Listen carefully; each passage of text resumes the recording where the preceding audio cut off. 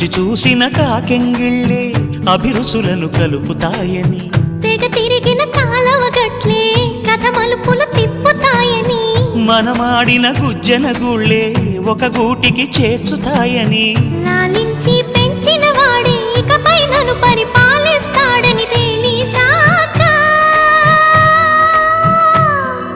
నువ్విక్కడుండి నేనక్కడుంటే, నువ్విక్కడుండి నేనక్కడుంటే ఎంత కష్టం.